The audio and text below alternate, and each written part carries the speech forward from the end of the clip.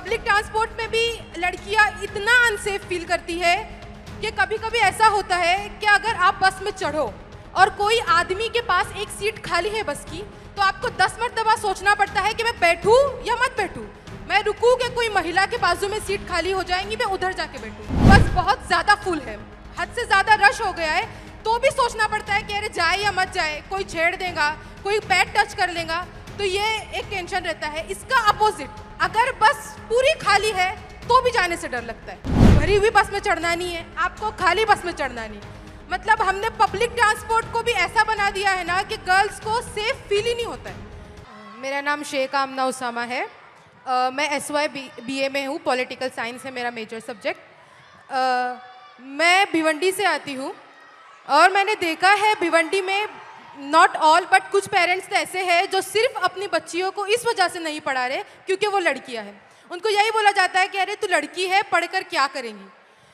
उनको ऐसा लगता है कि ये पढ़ेंगी तो ये इकोनॉमिकली इंडिपेंडेंट हो जाएंगी, और वो उनको इकोनॉमिकली डिपेंडेंट रखना चाहते हैं because they want to enjoy the patriarchy और कंट्रोल ओवर देम।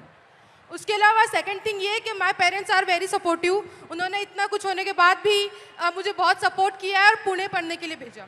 पुणे में मैं एक UPSC एस्पिरेंट हूँ, तो मुझे क्लासेस जाने के लिए, कोचिंग क्लासेस जाने के लिए मैं पब्लिक ट्रांसपोर्ट का यूज़ करती हूँ।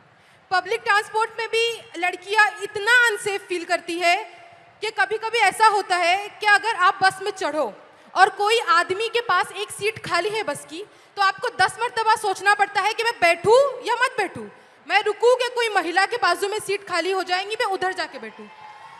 तो ये सीट मिलने के बाद भी बैठने के लिए 10 मरतबा सोचना पड़ता है। सेकेंड थिंग, जब हम देखते हैं कि बस बहुत ज़्यादा फुल है, हद से ज़्यादा रश हो गया है, तो भी सोचना पड़ता है कि अरे जाए या मत जाए, कोई छेड़ देगा, कोई पैर टच कर लेगा, तो ये एक टेंशन रहता है। इसका अपोजिट, अगर बस पूरी खाली है तो भी जाने से डर लगता है। मतलब आपको क्या करना है, आपको भरी हुई बस में चढ़ना नहीं है, आपको खाली बस में चढ़ना नहीं। मतलब हमने पब्लिक ट्रांसपोर्ट को भी ऐसा बना दिया है ना कि गर्ल्स को सेफ फील ही नहीं होता है। तो मैं गर्ल्स से भी और बॉयज़ से भी कहना चाहूँगी कि अगर आपकी वजह से लड़कियां अनसेफ फील कर रही है तो आप ही का काम है कि उनको सेफ भी फील कराए।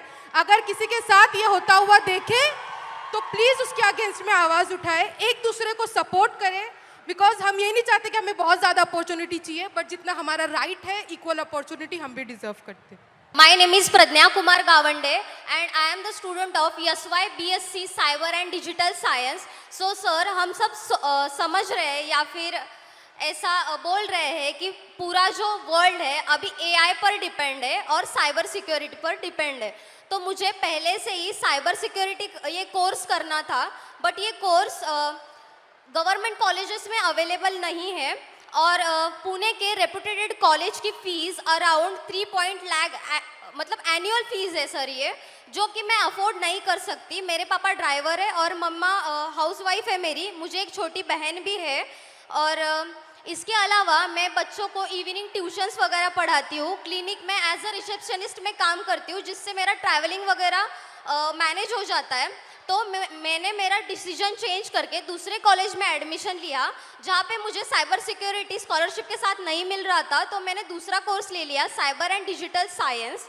सो सर, मैं क्विक हिल फाउंडेशन की तरफ से साइबर अवेयरनेस करती हूँ और मुझे बच्चों की प्रॉब्लम्स ये समझ आ रही है, महिलाओं की प्रॉब्लम्स ये समझ में आ रही है कि AI के द्वारा उनके फ़ोटोज़ बहुत अश्लील मतलब वे से एडिट करके उनको डिमांड की जा रही है कि अगर आप मुझे इतने पैसे नहीं दोगे तो मैं आपके फ़ोटोज़ सोशल मीडिया पर डाल दूँगा।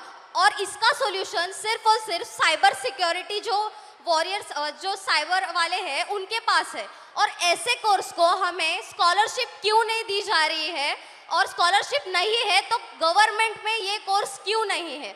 और ठीक है, अगर हम लड़कियां ये वर्किंग होके सीख रहे हैं तो फैमिली के रिस्ट्रिक्शंस और सोसाइटी के रिस्ट्रिक्शंस कि इतने बजे घर क्यों आ रही हो, कॉलेज के अलावा आप इधर उधर क्यों घूम रही हो, इतने बजे इसका कॉल क्यों आ रहा है, बाहर जा रहे हो स्कार्फ बांध के ही जाओ, या फिर और कुछ, इनसे बात मत करो, उनसे बात मत करो, ये मत पहनो। मम्मी पापा कहते हैं, कौन कहते हैं आपको? एक्चुअली मेरे मम्मी पापा सपोर्टिव है, बट हम ऐसे एरिया से आते हैं कि अगर हम पुणे में भी रह रहे हैं तो थोड़ा एरिया अलग पड़ता है सर, वहाँ पे सोसाइटी उनको रोक टोक करती है और वो भी सोसाइटी के प्रेशर के अंडर अगर हम पढ़ रहे हैं और हमारे ऊपर फाइनेंशियल प्रेशर है तो हम करियर पर या फिर हमारे जो स्टडीज़ पर कैसे फोकस कर सकते हैं। और दूसरी बात ये है कि अगर हम काम कर रहे हैं तो हमें ये सब रेस्ट्रिक्शंस, ठीक है अगर मैंने माना कि ये हमारे सेफ्टी के लिए है, बट ये तो डायरेक्टली हमारे फ्रीडम पर वार हो रहा है। मैं नहीं चाहती कि मुझे एक स्पेशल फेवर वगैरह मिले, बस मुझे एक फेयर चांस चाहिए सीखने का और खुद के पैरों पर खड़े होने का। That's it, thank you sir. Thank you. मेरा नाम तेजस्विनी है, मैं फैशन टेक्नोलॉजी में मास्टर कर रही हूँ, अभी 2nd ईयर में हूँ। मैं एक छोटे से गांव से आती हूँ, हम 4 बहनें हैं और एक छोटा भाई है। मैं आफ्टर 10 जब पूना आई तो बेसिक तक का एजुकेशन है वो पूरा किया, कुछ रिश्तेदार घर वाले मेरी सिस्टर्स की सपोर्ट के बेसिस पे। पर आफ्टर दैट मैं आगे पढ़ना चाहती थी तो मेरे घर वाले बोले कि अगर तुम्हें पढ़ना है तो अब शादी कर लो और पति के घर जाके जो करना है वो कर लो। देन आई डिसाइडेड कि नहीं, मैं नौकरी करूँगी और पढ़ूँगी। तो अभी 5 साल से मैं नौकरी कर रही हूँ और साथ में पढ़ाई कर रही हूँ। मेरे कुछ मतलब इस स्ट्रगल में मेरे कुछ दोस्तों ने मुझे साइकिल खरीद के दी, तो ये सब मैनेज करते मैं जब साइकिल से ट्रैवल करती हूँ तो मतलब इतना आम हुआ है, इतना नॉर्मलाइज हुआ है कि कोई भी आके कट मार के चला जाता है या फिर कमेंट पास करके चला जाता है या कुछ गाना गाता है जो सेक्सी सॉन्ग हम बोलते हैं वो कर देता है। तो मतलब ये इतना नॉर्मलाइज हुआ है कि मैं अभी रिएक्ट करना भी मैंने छोड़ दिया है, क्योंकि मैं करूँगी तो भी क्या करूँगी।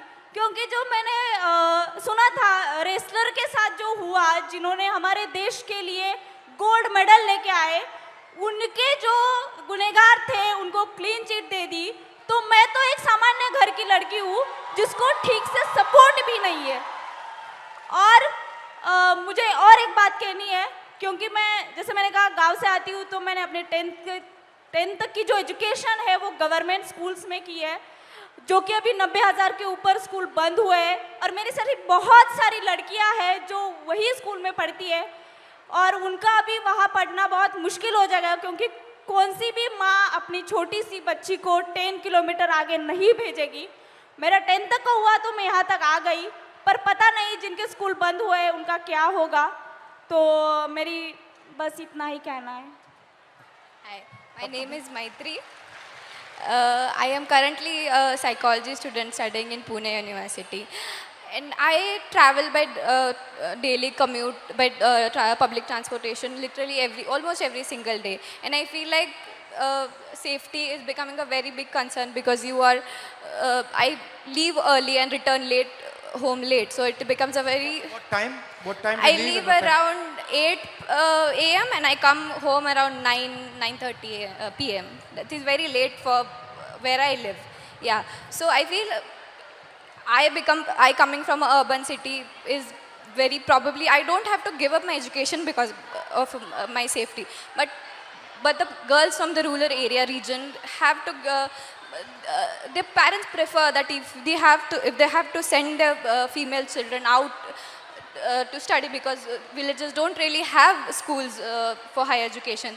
They prefer their son goes outside instead of their daughters because it is really safe. And I feel if the access to education has to become so difficult, I think it is becoming a barrier for education. Why do you think this mindset, ये जो mindset है कि बेटे को educate करना है, बेटी को एजुकेट नहीं करना है, बेटा जॉब कर सकता है, बेटी को जॉब नहीं करना है, ये माइंडसेट आता कहाँ से? I think the social norms created around कि लड़के कमा के खिला देंगे माँ बाप को, लड़कियों को तो शादी करके जाना है, तो लड़की का करेंगे क्या?